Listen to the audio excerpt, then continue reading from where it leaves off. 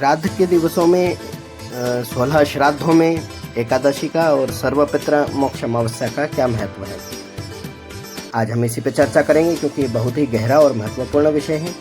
कई लोग इन चीज़ों को छोड़ देते हैं या विस्मृत कर देते हैं या अधिक जानकारी नहीं होने के कारण इससे विमुख हो जाते हैं और जो लाभ मिलना चाहिए था उससे वंचित रह जाते हैं। तो शुरू करते हैं आज का वीडियो।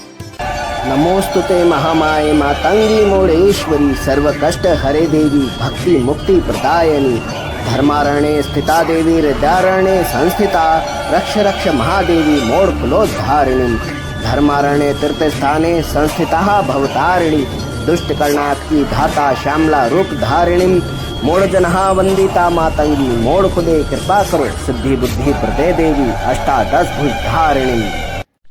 नमस्कार, आप सभी धर्म प्रेमी बंधुओं का आपके अपने चैनल मोड़ेश्वरी कृपा में स्वागत है। इस चैनल पर आपको पूजा पाठ संबंधी जानकारी प्रदान की जाएगी। सभी से सभी नए निवेदन है, चैनल को सब्सक्राइब करें, शेयर अवश्य करें, वीडियो पसंद आने पर लाइक भी करें। आप कोई सलाह देना चाहते हैं अथवा आप कुछ जानना चाहते हैं तो आप कमेंट बॉक्स में कमेंट जरूर करें। जय मोड़ेश्वरी, बोल बम। देखिए, एकादशी जो है भगवान विष्णु के निमित्त उसके व्रत किए जाते हैं, उनके निमित्त ही उसका व्रत तप पारण आदि किया जाता है। और जो नियमित एकादशी करते हैं, नियमित अर्थात महीने की दोनों एकादशियों को करते हैं और अधिक मास की 2 एकादशी मिला करके 26 एकादशियां जो करते हैं वे तो करते ही हैं। और उसका फल क्या वे किसी देवता को अर्पित कर रहे हैं या वे सिर्फ एकादशी करते चले जा रहे हैं। देखिए, आपने देखा होगा कि जब कभी भी आपके घर में या आपके आसपास या किसी नज़दीकी रिश्तेदार की मृत्यु होती तब वहाँ पंडित जो हैं संकल्प दिलवाते हैं पिंडदान के समय। जब आप जाते हैं 10 दिन का करते हैं श्राद्ध, तब भी 10वें दिन जो पिंडदान होते हैं उस दिन भी संकल्प दिलवाया जाता है। और त्रयोदशी या द्वादशी यानी कि जिसके यहाँ 12वां या 13वां होता है उनके यहाँ भी इस तरीके का कर्म करवाया जाता है और तब भी संकल्प दिलवाए जाते हैं। तो एकादशी के संकल्प अलग अलग जगह दिलवा दिए जाते हैं। उसका मतलब ये है कि जितनी अधिक एकादशियाँ आप करेंगे उतना अधिक आपके पितरों को संतोष प्राप्त हो। अब एकादशी क्यों करते हैं, ऐसा एकादशी में क्या विशेष है कि एकादशी करेंगे तब पितरों को शांति होगी या मोक्ष होगा। तो देखिए, जो स्वाभाविक रूप से पितर एकादशी के दिन स्वर्ग को सिधारे हैं या यहाँ से मृत्यु लोक को छोड़ करके गए हैं, देवलोक गमन हुआ है, परलोक गमन हुआ है जिनका, वे तो निश्चित ही कुछ अच्छे शुभ कर्म करके आए होंगे जो एकादशी के दिन उनका उद्धार हुआ है, उन्होंने देह त्याग को किया है और वे सीधे कर्म के अनुसार फल तो जो रहता है वो रहता ही है, परंतु एक जो मन में अभिलाषा होती है, एक मुक्ति की, एक देव संगत की, एक देव चरणागति की, वो प्राप्त होती है। और वे उस दिन जब आप लोग भी कर्म करते हैं तो उनको अनंत काल तक हर एकादशी पे जब जब उनकी तिथि आप मनाते हो तब उनको उसका फल प्राप्त होता है। उसकी गिनती की कोई कमी नहीं है। उनका मैं कहूँ कि उसको आप अनगिनत फल हैं, उनको अनगिनत रूप से प्रदाय होते हैं। उनके जो भी कर्म है, पाप कर्म है, वो कटते हैं, साथ में आपके भी कटते हैं यदि आपने श्राद्ध को वास्तव में श्रद्धापूर्वक किया है, मन से किया है और शांतिपूर्वक किया है। अब कारण जान लेते हैं। देखिए, एकादशी जो है, मैंने वीडियो के स्टार्ट में कहा, श्री हरि विष्णु या नारायण को समर्पित है और वे पालन करता है। उनका कार्य है उदर पूर्ति।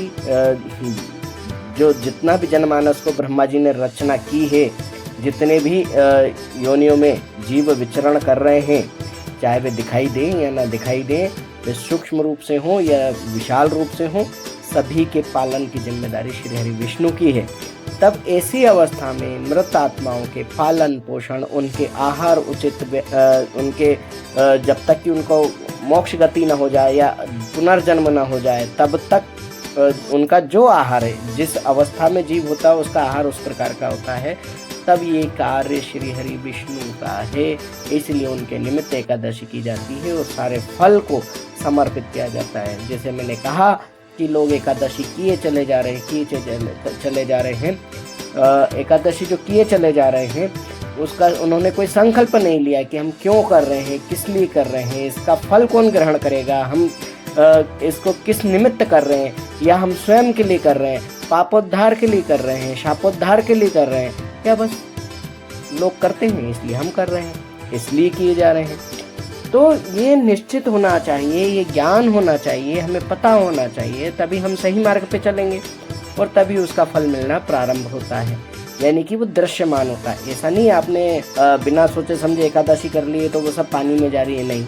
आपके शरीर को लाभ हुआ, आपके मन को लाभ हुआ, आपके भगवान में आपका मन लगा है, आपने कम से कम भगवान को याद करके कर्म किया है, जो लोग कलयुग में नहीं करते हैं लेकिन आप कर रहे हैं तो एक बहुत बड़ी बात है। परंतु जब आप उसको समझ के करते हैं तब उसका एक फल जो मिलता है वो एक और ही अलग तरीके से मिलता है। जिस प्रकार से टीवी चल रही है, किसी व्यक्ति को पता नहीं है कि टीवी में क्या चल रहा है, बस वो देखे चले जा रहा है, देखे चले जा रहा है। लेकिन जब उसको पता है कि किस विषय पर बात चल रही है, क्या चल रहा है, क्या प्रोग्राम आ रहा है, उसका प्रारंभ क्या है, अंत क्या है, उसकी गति क्या है, उसका अगला भाग कब आएगा, उसका समय क्या है, जब ये सब पता होता है तब एक उसका उद्देश्य निकल करके सामने आता है, उसका एक फल निकल के सामने आता है कि उसका आगे क्या।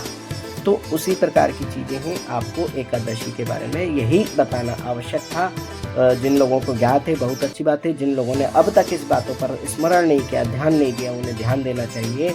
एकादशी के दिन यदि कोई व्रत नहीं हुआ, एकादशी के यहाँ आपकी कोई तिथि नहीं है, तब भी एकादशी को हो सके तो आप फलाहार कर लें अथवा फलों का दान अपने पितरों के निमित्त अवश्य करें। और जो भी एकादशियाँ आप जब भी करते हैं, एकादशी हुई, गीता पाठ हुआ या आप गायत्री मंत्र जपते हैं, इसका फल अपने पितरों के निमित्त अवश्य ही छोड़ दें, तभी जब उद्धार उनका होगा। और आप देखिए, जो त्याग करता है उसी के पुण्य अधिक माने जाते हैं। अगर आप अपने परमार्थ, अपने स्वार्थ के लिए कर रहे हैं, लेकिन आप परमार्थिक कार्य में आप उसको लगा रहे हैं, आप एकादशी के फल को त्याग रहे हैं, आप ग्रहण नहीं कर रहे हैं, आप अपने पितरों को दे रहे हैं, तब आप पाएंगे कि आपको उसका दुगना फल प्राप्त हो गया है, जो आपको दिखाई नहीं दे रहा है। लेकिन वो निस्वार्थ भावना से किया गया कर्म वो आपको दोगुना चौगुना फल प्रदान करता है और आपके पितरों को शांति देता है, आपके पितरों को मुक्ति देता है। लेकिन जब आप उसको स्वयं के लिए करते हैं, स्वयं के ऊपर उसको खर्च कर रहे होते हैं, तब उसको उतना फल तो नहीं मिलता है और आप स्वार्थी भी कहे जाते हैं कि आप सिर्फ अपना उद्धार कर रहे हैं, अपने पीछे गए हुए लोगों का उद्धार नहीं कर रहे हैं। ये तो रही एकादशी की बात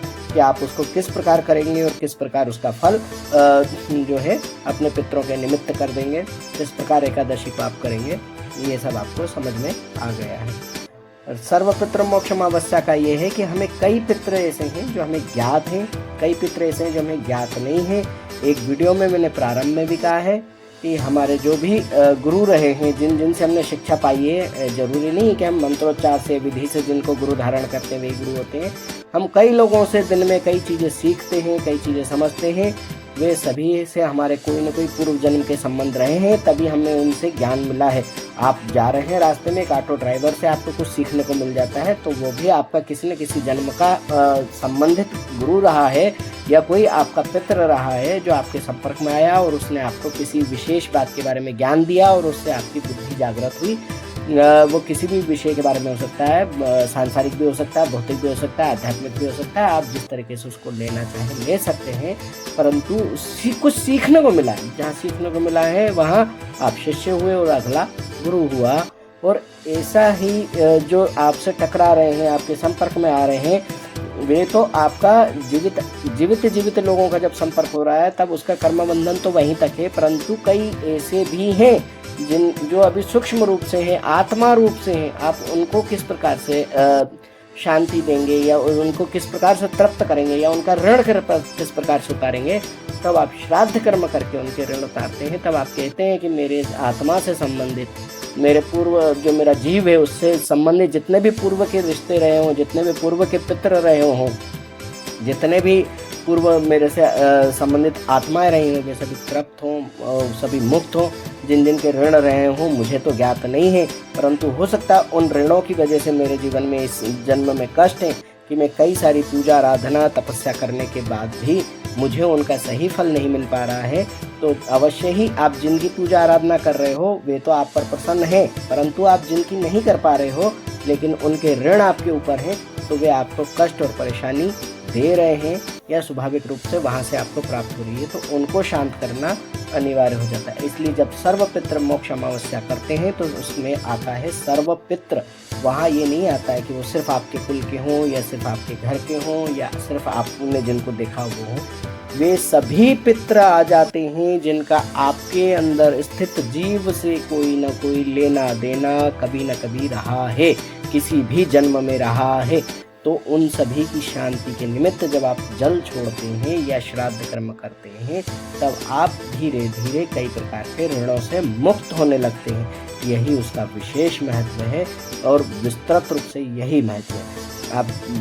आपको जब भी पिंडदान करने जाते हैं या श्राद्ध कर्म करने जाते हैं, तब आपको हमेशा यही बात मन में ध्यान रखना चाहिए कि मेरे आत्मा से जितने भी लोग संबंधित रहे हैं, जिनको मैंने कभी कष्ट दिया हो किसी भी जन्म में, जिनके द्वारा मैंने कोई ऋण अपने ऊपर ले लिया हो, श्राप ले लिया हो, या किसी ने मुझे कुछ कार्य दिया हो जो मैंने पूर्ण न किया हो, ऐसा कोई मेरे ऊपर भार हो, तो वो सभी मुक्त हो, मुझे उन अपराधों से क्षमा करें और शांति प्रदान करें, स्वयं की मुक्ति वे प्राप्त करें और मुझे शुभाशीष दें।